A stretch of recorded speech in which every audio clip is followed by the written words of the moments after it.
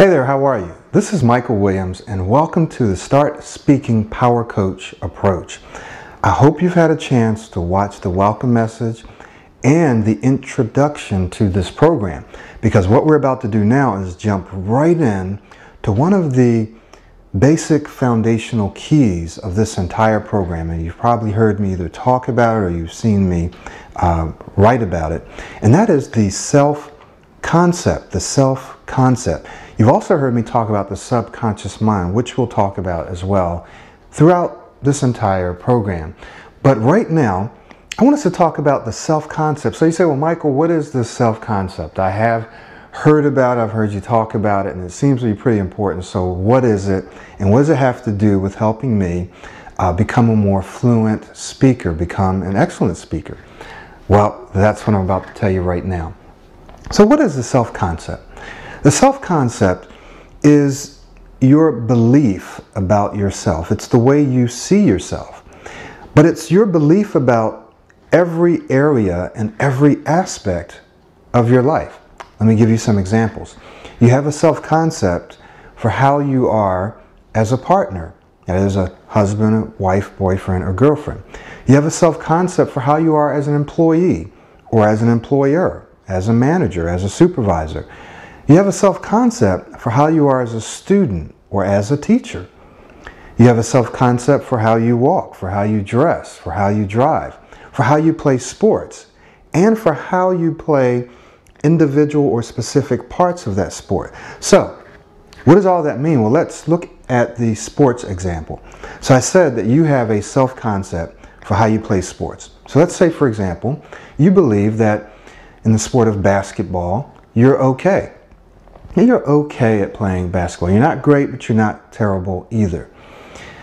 But within the sport of basketball, you know that you're pretty good at jump shots, right? So you think that you're okay. You believe that you're okay at basketball, but as far as jump shots, you're pretty good, right? So that's your belief about yourself.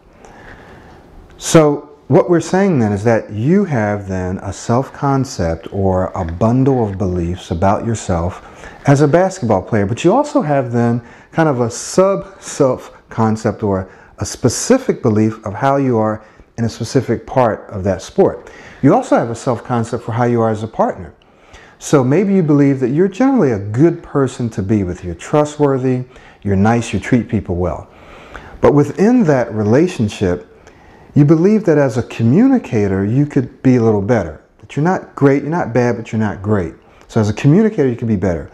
So generally, your self-concept is that you're a good partner. But specifically, that one area, one aspect of that partnership, you believe you could be better at communication. Now, there's also different aspects of that relationship of you being a partner, and that is, how are you as a communicator?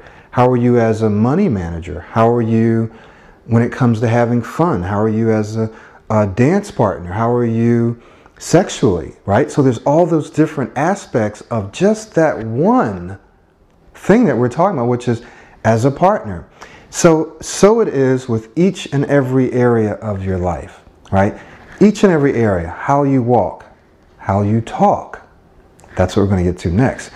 You have this belief about how you perform and how you are. And then within that, you have these sub-beliefs, how you perform each specific task or part of that. So let's talk about your self-concept as a speaker, as a communicator. Well, if you've been stuttering or if you get very nervous or you stammer when you talk to people that you don't know, and I'm getting a lot of comments and emails about people who may not stammer around people that they're comfortable with, but they do stammer in public or in interviews, right? And so what's happening is, now watch this because we're starting to get to it now. Your self-concept, that is what you believe about yourself as a speaker generally, is that you're okay, right? But when it comes to speaking in public to people that you don't know or doing an interview or giving a presentation, your belief about yourself is that you get nervous, that you're going to stutter, you're going to freeze up, right? So, what this program is designed to do is to first help you realize that you do, just as I do, you do have a self-concept for how you perform as a speaker in general, and you also have a self-concept for how you perform in specific situations with specific people. Our job then, our second job is to help you learn how to change that self-concept, to change those beliefs, to reprogram that. That's critical. That should be very exciting for you, because it says that, yes, I may stutter or stammer or freeze up now, but I know how to identify why I'm doing that and change it. I know how to identify it and change it. It is something that I have some control over. And that kind of takes us to the subconscious mind. And we'll briefly talk about that in just a minute. So, what is the self-concept? The self-concept is how you see yourself. Some people call it the self-image, which is slightly different, right? That's when you visualize or picture yourself, what do you look like? When you look in the mirror, what do you think about yourself? Self-concept is a little broader, a little deeper. It's what you believe about yourself. Do you believe you're a good person? Do you believe you're trustworthy? Do you believe you're a good manager or a good student, or that you're a poor student? So what you believe about yourself is really going to determine how you actually perform in those areas. So if you believe you're poor at school, then you're probably going to continue to be poor at school. If you believe that you're an excellent student, that you're a genius, then you're going to get better at performing in school. If you believe that you're a great teacher, then you're going to get better and you're going to be a great teacher. If you believe that you're an excellent speaker and a great communicator, guess what?